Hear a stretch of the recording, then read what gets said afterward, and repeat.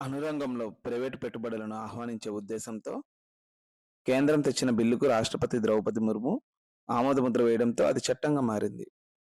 ఈ చట్టం పేరు Shanti, sustainable harnessing and advancement of nuclear energy for transforming India. రాష్ట్రపతి ఆమోదంతో ఇది అధికారికంగా అమల్లోకి వచ్చింది.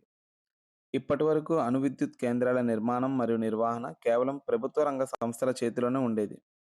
ఈ చట్టం ద్వారా ప్రైవేటు కంపెనీలు మరియు జాయింట్ వెంచర్లు కూడా అణు విద్యుత్ ప్లాంట్లను సొంతంగా నిర్మించి నిర్వహించవచ్చు.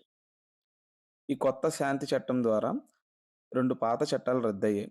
అందులో ఒకటి the atomic energy act 1962. Second one వచ్చేసి the civil liability for nuclear damage act 2010. ఈ 2 చట్టాలు కూడా ప్రస్తుతానికి రద్దయ్యాయి. భారతదేశ అణు కార్యక్రమం హిస్టరీ చూసుకుంటే భారతదేశ అణు పితామహుడుగా మనం హోమీ జహంగీర్ బాబాని అనుకుంటాం. ఈ చట్టం అసలు ఎందుకు అవసరం?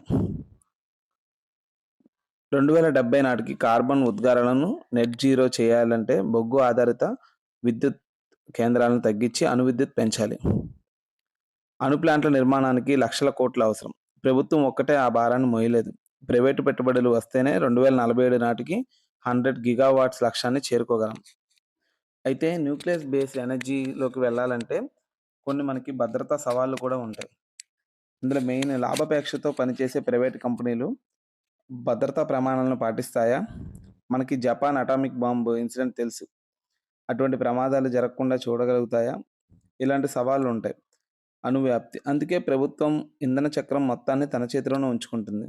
ప్రైవేటు వాళ్ళు కేవలం విద్యుత్ మాత్రమే ఉత్పత్తి చేసేలాగా ఈ చట్టాన్ని తయారు చేశారు.